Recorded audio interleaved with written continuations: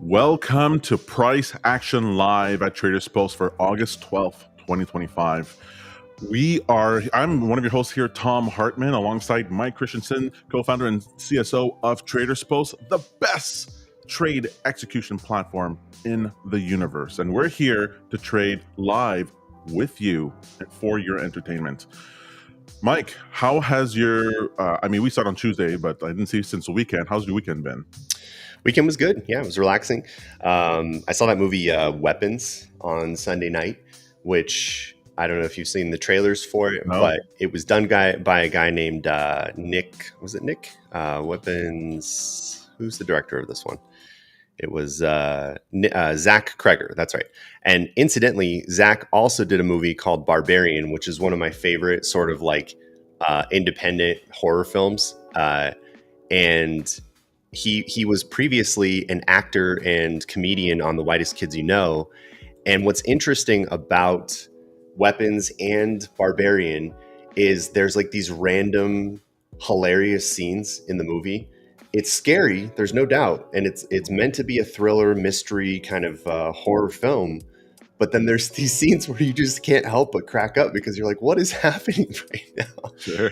And I loved it. It was great. That's Cabin in the Woods for me. That's Cabin in the Woods for me. Oh, yeah. It's another one that has random funny scenes. So good. Yeah. Yep. So fantastic. Well, guys, today is CPI. We had CPI come out today. Mm-hmm. And so it came out flat or down, depending on if you go for year over year, month over month, which was unexpected. Well, Peter and I were talking on Trader after hours last Friday, actually the last 2 Fridays, how if you go, the Fed likes to change how they're calculating and what they're looking at for inflation. They love to, pick and choose their metrics and make it all vague so that they could always have something that matches what they want it to be. Fine, but if you take their calculation for PCE and the types of inflations that they're looking at, where we might actually be in negative inflation, negative 0.3%. Plus the job losses are increasing. So it's like, well, we might actually not even be in disinflation, but in deflation right now, which would make sense if we should start seeing that show up in the CPI stuff. So, I'm surprised we're not at 5%, and we might be falling, which to me is pretty cool. But the markets are liking it because, right, if the inflation rate is not becoming a problem, and that is the thing that the Fed has been saying that is preventing them from cutting rates because of potential tariff inflation, then that means potentially rate cuts are incoming, right? I mean, I've expected it for some time now. I think the futures market has priced in a 94% chance of a rate cut here in the upcoming meeting on September 17th. And then October 29th, we have a 66% chance of another rate cut. So yeah, I'm expecting at least two rate cuts, probably 3 rate cuts by the end of the year, 25 basis points each.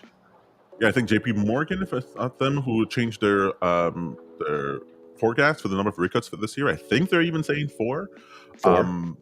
And just last Friday, the odds here for rate cuts in September 17th was 86%. To see it now at 94, that's pretty crazy. That's right. Which makes me wonder, is it 50 basis points we're going to get or 25 basis points we're going to get? Because that matters on Polymarket and on Kalshi. Yeah, that's tough. If you want to look at the historical probabilities, you can actually pull up where it was before. And if we look at let me go back to the September 25, you can see here that at one point it was in the 80s, in July. But even as early as June, it was roughly 66%. And then now it's at 95% chance of a rate cut here for the September meeting. And then October, you can see how quickly this one changed as well. These are really helpful graphs to keep an eye on in terms of where the market expects the Fed to make decisions and how that changes nearing the event, as we get closer and closer to the event, and how quickly news events can change this as well. It's fascinating to watch this. That's right. So just so interesting. Just so we're aware here. Well, does that chart give you any indication if it should be 25 basis points or 50 basis points? Yes. Hi, Ventura Trader. Thanks Basically, for showing up. hey, what's up, Trey? How are you?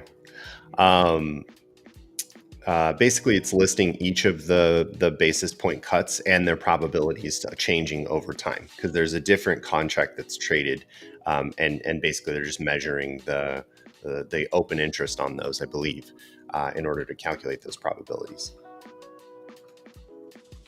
I see. So it might show up. It's so weird. I used to trade Fed interest rates expectations all the time. Like that was like where I got into. I really got heavily into options because you can make so much money on such small changes on the odds. Which can change with any particular data point. But since they got rid of the Eurodollar futures, it's no longer an asset you could trade, and now you have SOFR futures. It's like not as clear. You don't have as much history. The indicators don't work as well. So I haven't been used to using the Fed Watch tool for a while now. Yeah, it's a useful tool. All right, so let's see here for the setup for today. Right. I was planning on going long on MNQ this morning, but the move already happened, unfortunately. So, yep, it was. Well, we've had a bit of a pullback here since then. So almost a complete retrace here. If we just do a fib measurement on this move in the electronic session, we're almost at the 50% retrace here. So maybe a little bit further, and we touch off of the weekly VWAP as well as a couple anchored VWAPs I have on the screen here. But looking at the daily chart, we've obviously attempted to touch the all-time high and rejected yesterday. Yesterday was a very interesting session in which I clawed out of the hole from a morning loss with how choppy it was, and managed to pick up a couple thousand in profit on the big accounts and about 1,000 in profit on the smaller accounts. And today looks like we're going to potentially retest the all-time high, but I'm expecting with this gap from the open, we may actually continue from here and attempt to close that gap before pushing higher again. So I really want to see if the sellers are going to try to take control once we get to the open here. All right, so if I take a look on my end. So what I wanted was to get this move up to this daily VWAP level that was uncleared, and that happened. We overshot it, and so the idea that we have to come back and test it makes total sense. So I totally expect this to get to 23,718 any moment now. The question I have here is that I like to trade in the direction of the nearest unmitigated VWAP level, and now that that's been cleared, the nearest one is down here at 23. What's this number? 23,361. That would be my nearest one. But when I take a look at the dollar, you guys know I love the dollar. The dollar did rally up over the weekend, not over the weekend, Friday, and then it came down with the CPI number. But we're still in this mini uptrend for the dollar. So if I'm expecting a bounce up over here, or if a bounce does happen, I would expect the MNQ to turn lower. And this is exactly the type of thing I hate trading. I hate being in the middle of what could possibly happen. I'd rather just wait. But for the content, I'm going to take a trade at 23. You're going to give it a try? All right. Yeah. Let's put a little risk on the table today. One thing I can probably point out here is, I know we've covered this one a couple of times, and I want to keep revisiting this one because I'm still looking for a way to sort of measure that correlation between the Dixie and Q. We had that sort of extended period of extreme negative correlation, which was last Thursday, and it lasted pretty much all day, where the number that came through was negative 0.93. And in that range, the dollar was actually rising while NQ was pulling back, and it stayed there until we got to a point where it sort of inversed, right? Then for the rest of that morning, the rest of that session, NQ started to rise while the dollar was rising. And I'm looking for these areas where if there's extreme correlation on either side, whether negative or positive correlation, I can expect that the instruments will diverge away from each other or converge depending on where we're at. So with negative correlation, I would expect them to start moving together almost immediately. And with positive correlation, I would expect them to move apart from each other almost immediately. And that's how I'm starting to try to look at it, because it does seem like if you look at the correlation coefficient over time, it constantly vacillates between positive and negative correlation, and it jumps around from place to place. And I think it's probably more reliable on the higher time frames than obviously the lower time frames. So the 2-hour chart gives me a little bit better of a picture than the 5-minute or the 1-minute chart, obviously. But it doesn't seem to be very reliable just to look at it in its current figure. You know, if the Dixie is rising now and NQ is coming down now, does that necessarily mean that relationship will persist? I guess It depends on where that correlation coefficient comes in. What are your thoughts? Well, I've never really looked at the dollar. I only look at the dollar if the move is significant. Right. If it's so it's the magnitude of the move and how quickly it happens. So I look at the trend of the dollar for the 12 hours before I start trading, and then in the session, if it's going to move dramatically one way or the other. The thing is, it's sort of like now that I'm trying to do this trading intraday, it's not very useful because they're coincident. So if the dollar moves drastically and MAQ moves drastically, it's not like I can make a move accordingly.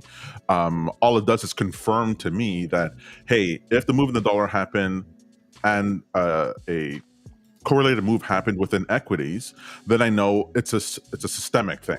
Like it's something, a piece of news happened, or what it's the market in general is responding. But if it only happens within MNQ and the dollar is not responding, or even other assets like gold or Bitcoin or whatever, then I know it's probably idiosyncratic to the index, and it could just be that one of the components of the index has moved drastically, and that I should expect a mean reversion. So I don't know yet. You know, that whole intraday thing. I'm just, getting my feet under me for that. But that's how I'm going to look at it. I'm not going to look at the tick by tick move for the dollar. Got it. Okay. Welcome. I am the Cloth. Thank you so much for joining us. Love having you guys here. Just a reminder, we're not only live trading in front of you, we are live trading using the TradersPost platform. That's right. We're able not only to trade one account, but to scale it across multiple accounts so that multiple prop firms, multiple broker exchanges, all this goodness can be done in the same trade.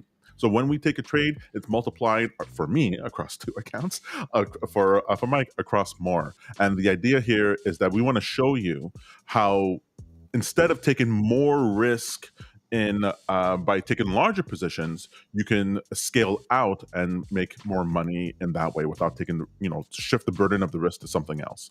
Yep. Obviously, there's a risk in everything, but we've built TradersPost in order to be a fantastic tool in order to help you out. All right, we have the 9:30 open right now.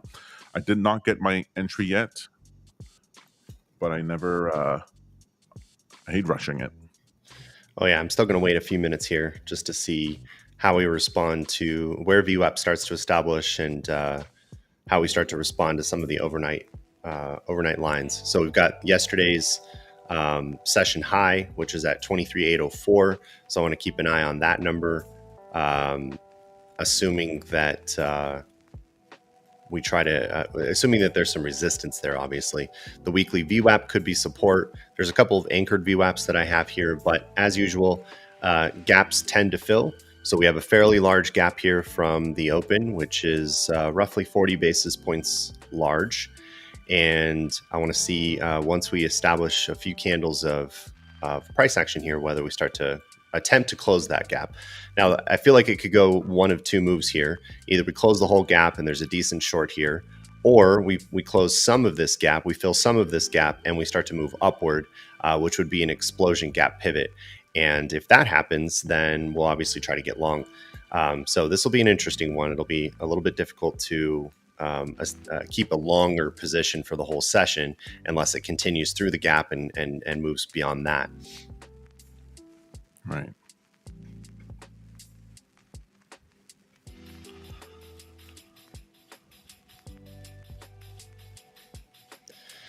So I've got my strategies enabled. I'm ready to start receiving signals. And obviously we're trading with horizontal lines on TradingView here. So as I watch this candle start to pull back here, I'm going to look for a complete close below VWAP.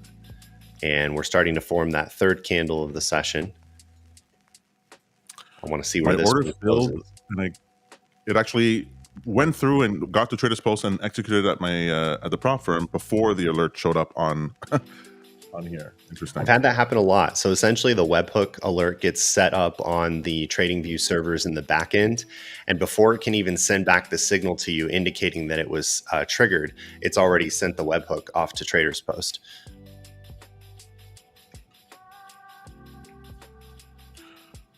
All right, so I'm in my trade. Did you go short then, Tom? No, I went long. Oh, you went long. I'll only go short. I'm setting up a stop loss for underneath the session VWAP, and then if it goes down there, I'll enter into a short shortly after that. Got it. I'm in the cloth apparently says he's short, he or she.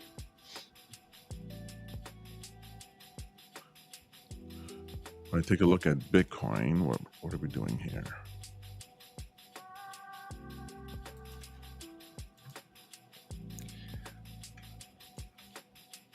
Yeah, Bitcoin's trying. Looks like it found some support here on the higher time frame.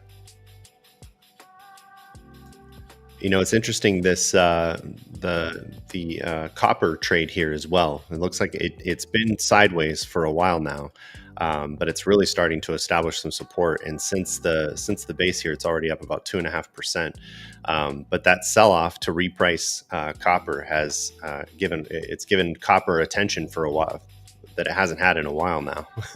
Right. When it comes to when I used to trade commodities, I only ever traded options on commodities because really? Well, because then I just had to have like narrative does matter for commodities, and then I just had to have an idea of the strike price I wanted to pay attention to, and then I was just in the trade. I didn't have to like worry about managing it and what's going on with the futures account. So I always liked it that way, and then I could have like. I was trading copper and then cow and then wheat and then all at the same time. And when one paid off, the multiple was so much higher. Right. Nice job on that long, Tom. You caught it right off of the weekly VWAP, huh? Yes, absolutely. Let me move my stop loss up. All right, I'm going to go ahead and set up an initial attempt at jumping in here. But I'm hoping for a little bit of a pullback so I can get a little bit better of an average price.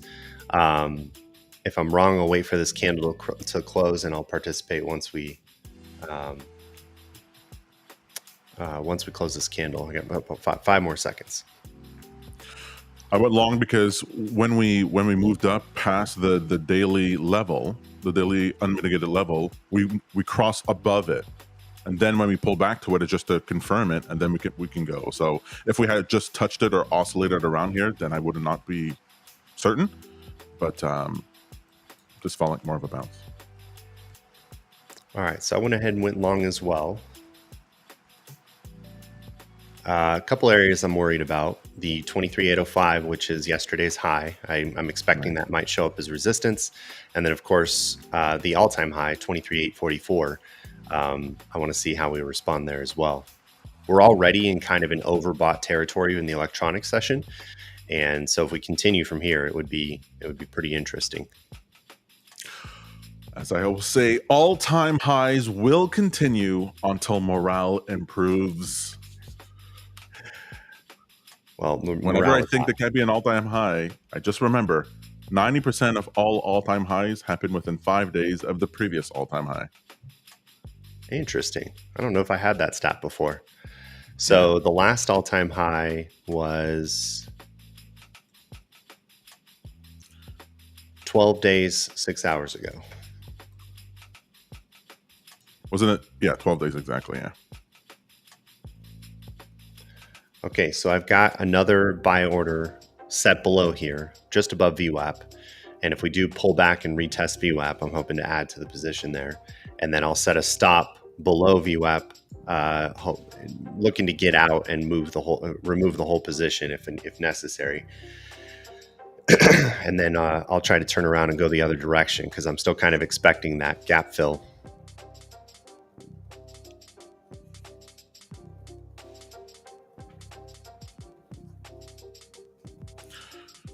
I never mind missing like giving back all the gains I have on a particular position, because what I really want is to catch a trend. I hate being out of position, because then I'm just looking to get back in, and I could just lose again and again and again and lose all the profit that I just scalped out. So I don't have the heart to, or I guess I'll learn as I do more of this, but I never really have the heart to exit a position, even if I lose the gains. I'd rather just go hit my stop loss. Right. Yeah, I definitely have tried to work pretty hard on staying in positions longer as well. And a big part of that has come from using the regression trend tool to really try to measure where the trend is showing up and not get out unless we've really triggered outside of the channel or outside of the bands of the regression trend. And so far, this little upward trend here is starting to form a pretty strong uptrend. We just bounced off of VWAP. I added a second leg to my position, and we're moving up from here. It's looking good.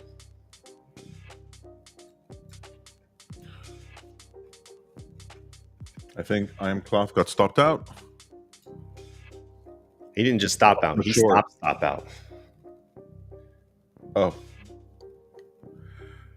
All right, here. You've convinced me with the volume candles. I am done with the volume indicator, which I've always hated. Never made any sense. Now it's all on one screen. We got VWAP, which incorporates volume. It's the only source of truth in my mind.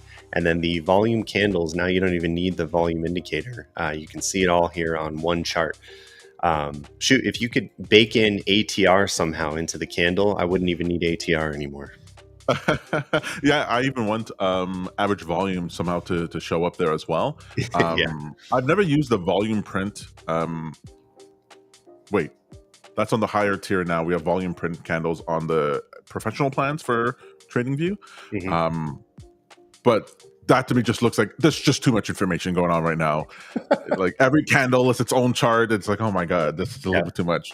Yeah, for anybody watching here too, and I know lots of people have opinions about how many indicators are on a screen. I have a lot of stuff on my screen as well, but a lot of this stuff I really kind of ignore. I'm really only interested in price action. I think for the most part, I could turn off a lot of this stuff, previous high and low, the gaps, VWAP weekly, and just pay attention to price action around VWAP, and that's the only source of truth I would use. So there is kind of a lot of extra noise here that I tend to ignore in general. I have like an indicator here in the background which paints the color of the session we're in. So I know like in the opening session, it's kind of a red zone. It's tough to trade here. It gets a little bit greener after the first half hour. And then there's the lunch session, which I try to avoid. And there's a bunch of other little indicators, which are just sort of background noise and reminders. But other than that, it's really just price action and VWAP. And with volume being baked into the candles, that's all we really need. To be fair, like I also remember that scene from The Matrix. Because I don't even see the code anymore. I just see blonde, brunette, redhead, and that's how I see the indicators on my chart. Like when someone, it's only when I show someone else, and they're like, "What am I seeing here?" What like, is oh no, happening? like yeah. To me, it's like it's you're fishing. I'm gonna bring up fishing, even though I fished once in my entire life. You know how I feel about outdoors. But you're fishing, and people are like, "Well, if I could just get rid of the trees and the sun and the thing, and I just look at the fish in the water or whatever, then I'd be a better fisher." Like, yeah, but the trees give you a sense, and the atmosphere gives you a sense, and all of it gives you a sense of what's going on. And so, if I remove an indicator, this drives me crazy. If I remove an indicator and then it turned out I would have taken a trade or exited a trade if I had that indicator on, I just go, what am I doing with my life? Put that indicator back on the chart. I agree. And one of my favorite ones just on this chart here is the electronic VWAP indicator that you built, which allows me to see the EVWAP on the regular session hours. So now I have both the session and the EVWAP on the screen, and that helps me understand how the market is responding to the overnight electronic VWAP. And oftentimes that's an area where it bounces. It oftentimes has confluence with the session VWAP, or sometimes has confluence like it does right now with the weekly VWAP. But nonetheless, it's just a reminder that this is an important zone that other people are looking at. So I tend to kind of keep a lot of this stuff on my chart. Right. Oh my gosh, Tom, you have a supporting fan here. Aventura says he hates the outdoors. Indoors is where it's at. You got somebody who agrees with you on this opinion, and it sounds like we need to put you two in a room together. I You mean, guys can trade indoors together because if we could do this whole session here, I would do it from the rooftop pool. no, don't say that. Really? Heck yeah, that'd be awesome. I the number one thing I normally, so if I go out with people and are going outside, let's go outside. All right, fine. Invariably, someone complains about being outside. Like this, I like being outside, but it's a little bit too hot. I like being outside, but the breeze is too much. I like being outside, but I'm too far from home. I like being outside, but my feet hurt. And I go, okay, none of these problems exist inside. We weren't sitting inside being like, oh my God, it's air conditioned and food is right next to me. I can drink water whenever I want to, go to the bathroom when I want. No one ever complains about it, but outside, always people complain. There's too much sand, too many people. So we don't like outdoors. All right, we don't like outdoors. Did you ever see the movie Sexy Beast? No, who's in it? Let's see. I'll pull up the IMDb real quick. So, Sexy Beast it's a heist film, and it has Ray Winstone, who's obviously in a bunch of like Guy Ritchie films, and I'm sure you've seen him before, right? Yeah. There's an opening scene in this movie where he's sunbathing in his backyard, just trying to enjoy retirement, if you will. Let's see if I can pull up the picture. And this is what being outside feels like for me. Just enjoying yourself in the sun. This is it right here. And what's great about this image is like he's sitting here just like, oh, this is great. And he gets a phone call, and that's where they draw him into this heist that he doesn't really want to take part in, but gets dragged into it anyway. It's a really good movie, actually. The bugs are the thing that bothers me. I cannot stand. Sure. It's the bugs, mosquitoes and wasps or whatever. Oh my God. I'm with you. And the mosquitoes can get pretty bad here in Colorado. That's right. Where Peter lives, he lives out what my mom would say behind God's back. Oh, I got stopped out. All right. Stopped out. You're not going to let it ride? I just moved my stop up, yeah. Okay, so we had mentioned here about a candle ago that resistance would likely show up at yesterday's high, but I really want to see where the market responds to VWAP from here. I'm going to go ahead and remain into this position. It does look like it's weakening a little bit, so I'm a little concerned, but let's see where we post here. Oh my goodness. Whoa. Okay, what's going on here? Look at that. It's straight dojied. All right, let's wait for it to get right there. I'll go ahead and stop myself out. So we took a fairly small loss on the smaller accounts, about $93. And let's see if we can turn this thing around and fill the gap now. It retreated directly to weekly VWAP. Interesting. Yeah. All right. I got a high on my indicators here, so I am going to... No, it's still bullish on the one. I'd love to enter a short here, but I don't see it just yet. Well, this is going to be a tough one. Yeah, you know what? I will enter the short here. All right. So we try to use VWAP as our guiding principle, and price action tells the story. That was a pretty big pullback. All right, I'm short now. Okay. I'm also short. I might add another leg here right below VWAP and then get prepared to get stopped out again if necessary. Yeah, because it is still in a bullish like area. On the 15, it's bullish. I can't trust the candle on the 2 hour because it hasn't closed. So on the 15, how much time do we have left? 13 minutes. Can't tell. Okay, I went ahead and added a second leg to that short. Let's see if we reject off of VWAP now and put ourselves in profit. Yeah, that's what I want to ask you for. I was going over previous videos. You'll often add to, you'll get in, it'll bounce, it'll pull back, and then you're looking to add into it. Yep. Why do you, I only add into a position if I'm already well into profit and then I get a pullback, but you'll do it often early in the entering the position. Yeah, usually because the break of VWAP happens so quickly that I don't quite get the price I hope for below VWAP. and almost inevitably it'll come back and retest VWAP. So I usually place a second leg right around VWAP, and I usually can get filled there and average into a little bit better of a position. In this case, that seems to be happening here, where we're coming back and retesting VWAP, and if it rejects, then I'm happy with my averaged in position. And I'll probably add a third leg if we continue and break below the wicks of these lower candles here. I see. So for you, is it like it's a full position you're getting in, but you're taking a step into that full position, or do you see it as I've doubled my position, I've tripled my position?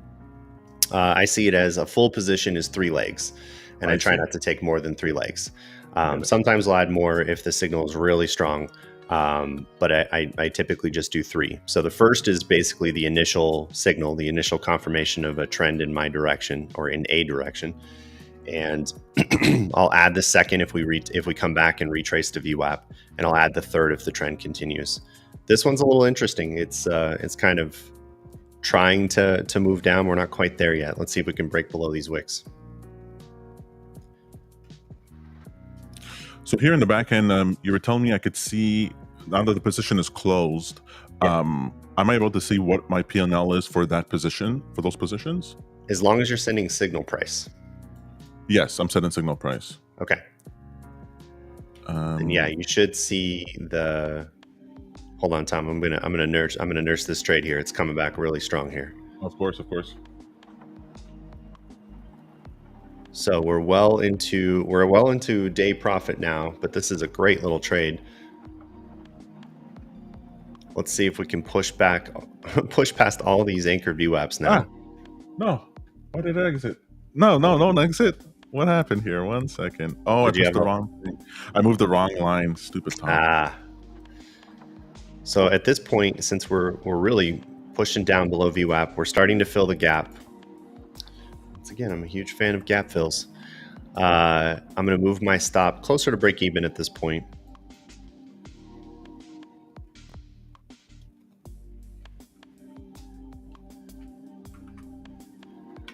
Another thing I've been trying nice. I'm in the cloth is now short.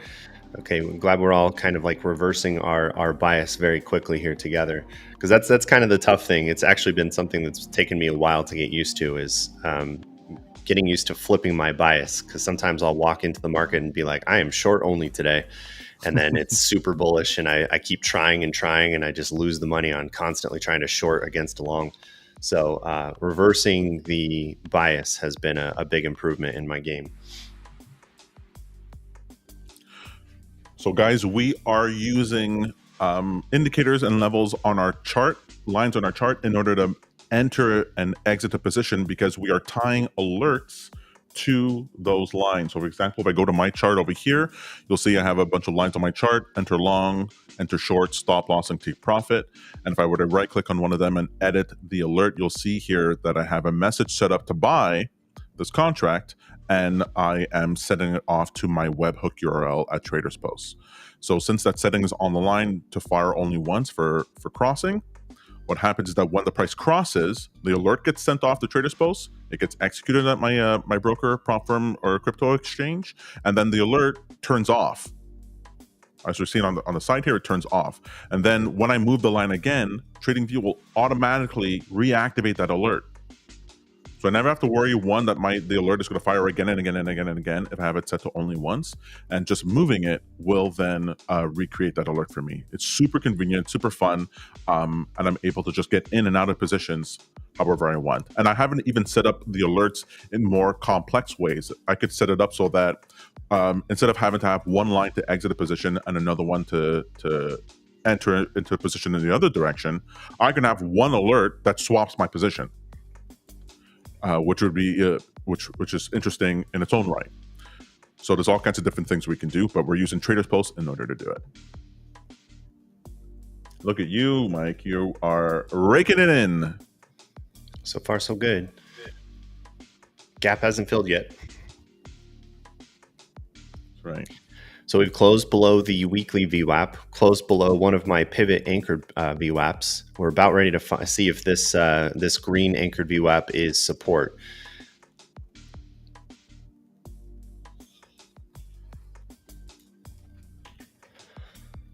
Looking on the 5-minute chart here, we're up against the moving average on the 50 period. And we're really starting to pull back from what I was already thinking was an overbought territory. You know, what's funny is I really called out that yesterday's high as being a potential for reversal. I should have taken profits there. Right. That's okay, though. We're well into profit for the day. It's a pretty green candle here. I'm probably going to start getting ready to exit this position and take some profit off the table. Ventura was stopped twice since 12 a.m. That's rough. 23,699. Oh, it just took a short. Interesting. Okay. I was just about to take a short, like add to my position short here. I wonder if I should. I don't want to do that.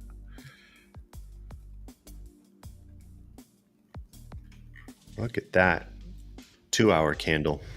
I know. Just brutal. Look at that wick.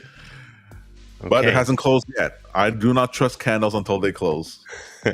Yeah, looking at the higher time frame here, I think what this is saying is that the market has tried to touch the all-time high and we've rejected off of that point. I'd be very curious how the rest of the session plays out. If it remains bearish, then I could see continuation of bearish activity for the next couple of days. All right, that's pretty bullish. I think I'm out now, so I'm up 300 on the bigger account, about $65 overall on the smaller accounts. Not a huge trading session so far, and we'll see where we decide to get back in here and continue to participate. I might have gotten out too early, but that's a bullish enough candle for me to take profit.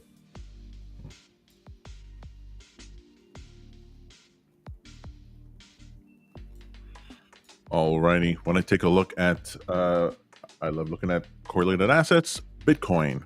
Or not correlated assets. They're correlated with global liquidity and risk on, risk off in that sense. And Bitcoin is like smack dab in the middle of two. I got to say, so I love tweeting out calls and I love making predictions for Bitcoin.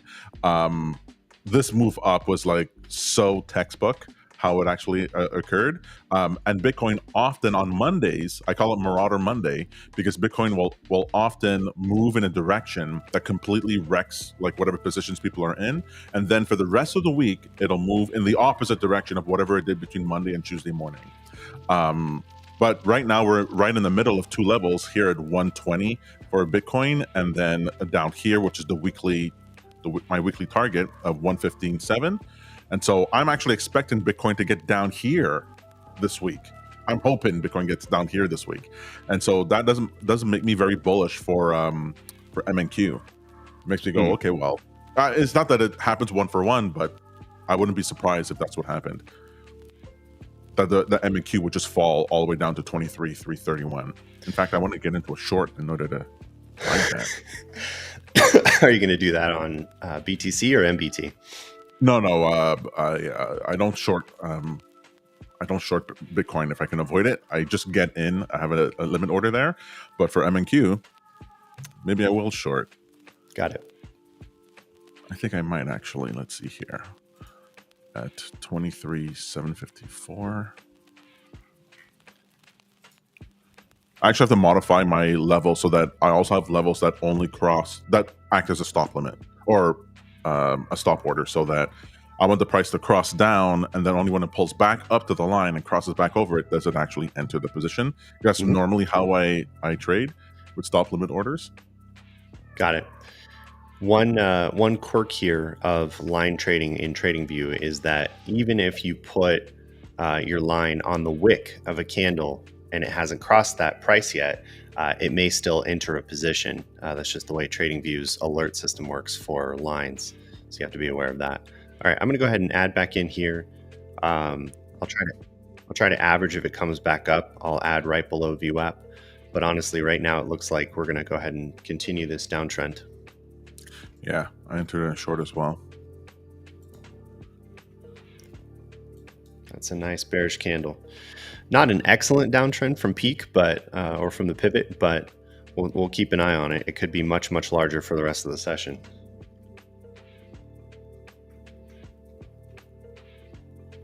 So it's fun.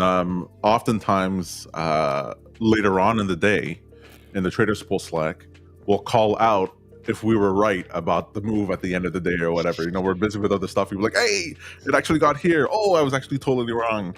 Oh, we missed out on this trade. It's pretty fun. It's really, I've actually never traded with other people. So it's a very novel experience to me. Very interesting to see other people's like 2 cents come into play. Yeah, it's illuminating. I try to do a lot of trade journaling as much as possible. I have a daily trade journal that I put together that outlines a lot of my trades, P&L for the day, P&L for the week, so on and so forth. It's basically just a big calendar in Notion. And I'm telling you, the going back and reviewing the tapes of our live streams is a better form of journaling than me entering notes along the way, because then I can see every ounce of data, right? It's every tick, it's every reaction, it's where I moved the line. So I found these live streams to be really useful. Even if you're not live streaming, just recording your screen while you trade, I think is incredibly useful. Much more data there. That's so cool. It's like when I used to do stand-up comedy, I recorded every single set that I've ever done. Yeah. And I got better so much faster. And I could not understand why other comedians, they wouldn't do it. They go, it's too painful. It's too painful me to look at it. I go, I understand, but that's where the magic right there is learning from that. The whatever you think is painful is the critique you need to give yourself, right? Correct. And if you get to the point where what you're seeing is no longer painful, you're proud, then you know you're making progress. Same thing with the trading. If you don't look back at your trades and you're just like, okay, I just wrote that account off, I'm not even thinking about it anymore, my wife is not going to ask me about that account or whatever. It's like, well, you didn't learn anything. Good luck with that. Yeah, right. All right, so we're testing that green VWAP line again. Looks like it's rejecting off of it. I'm going to go ahead and add to the short from here. Man, I don't see myself, if we cross below 23,624, I don't see myself closing this short until the end of the day. I mean, it could definitely keep going. Avatar asks, Tom does stand-up comedy? He does indeed, along with your brother as well, right? Well, I used to. Now I have too many. It's too much fun. I get the same feelings on live streams or trading. So I don't have to travel now for 5 hours to do 5 minutes at a dingy club in the middle of somewhere. Plus, I've already had the experience of performing in front of thousands of people, getting paid to do it, the whole thing. So it's like, all right, been there, done that. Yep, I hear you there. That was me in my band in high school. I already did the performance aspect of my career. Oh, are there videos for that? There is, yeah. We toured with some decently sized bands. I think the biggest show we did was with Everybody Duck. In roughly 2001, but yeah, I mean, we had a lot of fun touring as a band all through high school. What was your position? I was lead singer and lead guitarist. You're lead singer and lead guitarist, and I'm just hearing about this now. Oh my god! Know about my band? Yeah, we were signed. We got signed to a label my sophomore year of high school. No, I did not know this. A man of many talents, Tom, like yourself. Wow. What's really great is my son has actually picked up the talent for playing guitar as well, and he's trying to join a band now. So I'm kind of watching him relive the dream. All right, so that's the close of the gap. I'm actually going to go ahead and take profit here. I'm fully expecting bulls to step back up. Plus, I feel pretty good with the profit for the day. There may be a continuation, and from here, I want to keep it pretty tight and short because I think the big move that I was anticipating has already played out. So I'll probably just scalp from here, but I want to take a look at scalping once we find a reversal. So I would actually scalp long, not short. Oh, really? Okay. I'm looking for the bottom here. Actually, this is a pretty good. All right, I'll do that as well. Tight stop loss, and let's see if we break below. But if not, I'm out.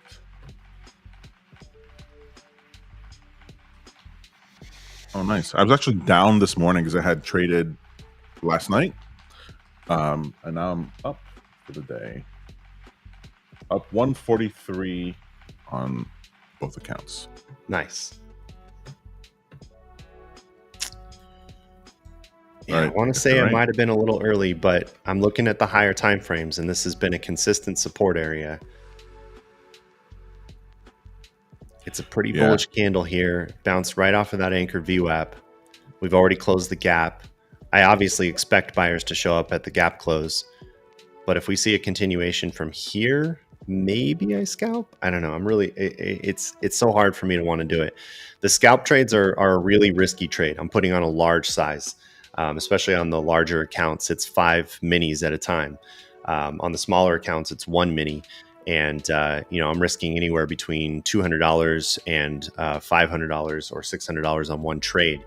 So I could basically wipe out a big portion of my profit today if I take the wrong trade. So I'm pretty careful about where I enter on my scalps. Right. So nice. Do you have,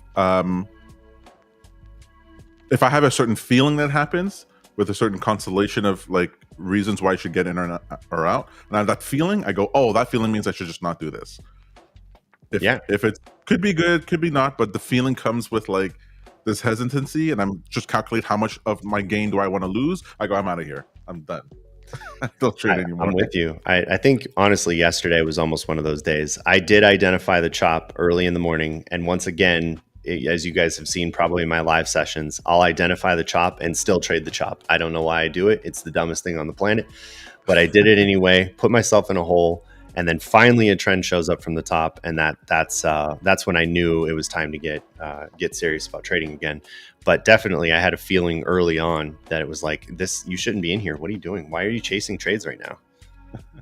It's fun for Peter and I will talk about price action live right after it happens. And he'll be like, why did Mike take the trade when he said he shouldn't? It felt like just before he said he shouldn't take the trade, and then he took the trade. Because Mikey has a compulsion problem. Aventura says there needs to be a TradersPost talent show. I used to play music back in the day. Well, yeah, bring it on. Let's do it. Let's do a whole talent show. We'll bring on our fans and customers as well. I was joking with Peter that we should all go to open mic stand up while we're in Michigan. Exactly. Okay. But he's like, they'll never want to work with you again after they hear your jokes. So just Tom, you're just gonna leave that till after they like you. 2 years from now, then they could hear your stand up. Until then, forget it. I like the challenge. However, even just the thought of doing a 5-minute open mic comedy session for me is an absolute nightmare. It would be the hardest thing in the world for me to do. I could probably come up with material for maybe like one joke, and I'd feel pretty good about it. I have a couple of stories that I think would work pretty well. But trying to do a whole set, oh my God, I don't know how you guys do it. The time goes by so quickly, even for newbies. People think they need a whole bunch of things. If you had only 3 jokes, you'd be surprised if you can get through them. The time just passes by like that. And people go, what? The worst thing that happened to me is that my first set was amazing. In fact, the first 10 sets were amazing. And then when I first bombed, I came out with such confidence. I was like, I've nailed every honest with. I'm just going to be the next Louis C.K. It's going to be amazing. And I ate it in front of people hated it so much they were on their phones, like doing other things, just checking out of this live show. I could not believe it. It was so painful. Yeah, that's brutal. I just really struggle with that. Wow, you called the bounce there. Did you take the long scalp? I caught the bounce. I haven't taken the long scalp. I'm watching the other side of this regression line because there is a chance that if I extend these lines, you'll see what I mean, that it continues from here and it reverses, but it doesn't look like it's going to. We're coming back and actually, heading towards session VWAP again. Go ahead.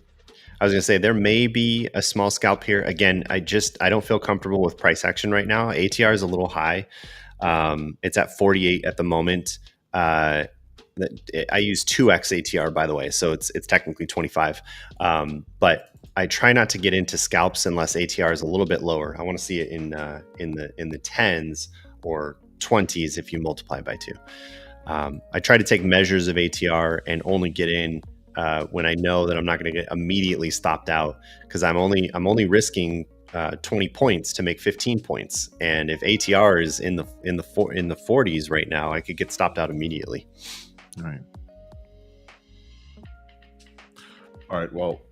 I'm not willing to take any more trades. I'm going to leave mine there. Yeah, I think from here, I'll probably wait for a retest of the session VWAP, maybe get short again, see if there's another trend to the downside. But we filled the gap. We reversed our bias. I think we took some good trades here today, Tom. Yep. Pretty happy about it. It's the first day on Price Action Live. I've been in the green, so I'll take that. All right, let's go.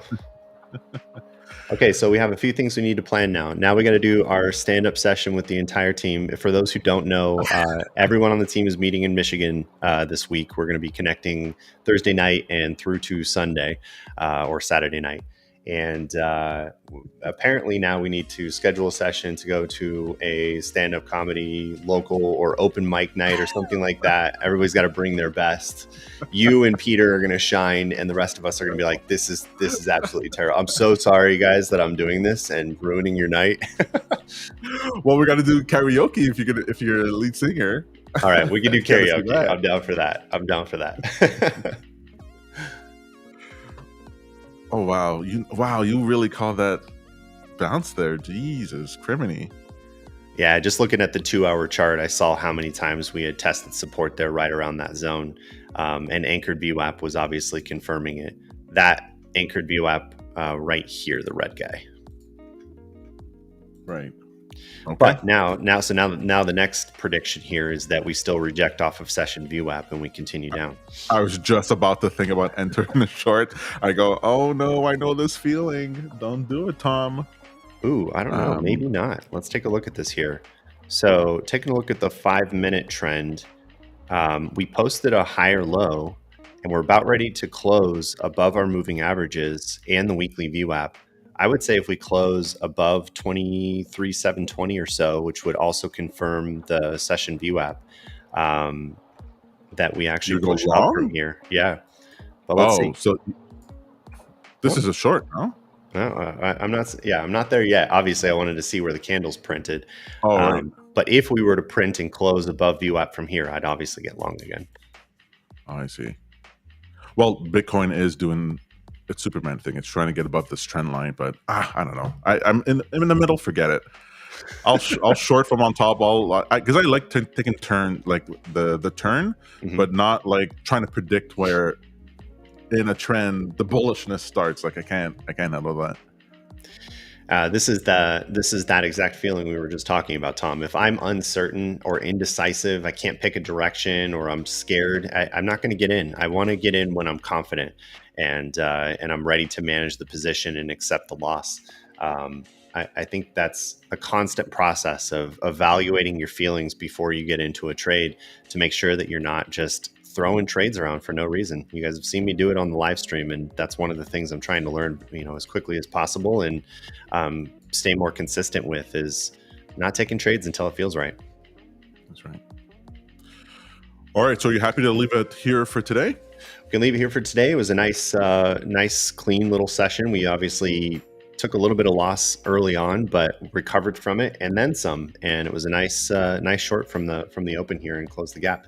We'll come back tomorrow. We'll try it again. Tom, you'll try to trade NQ again with me, and maybe we'll take a scalp this time if there's a decent zone to do it in. I'll probably take a couple more trades today, but I definitely don't think it's going to be for a little while.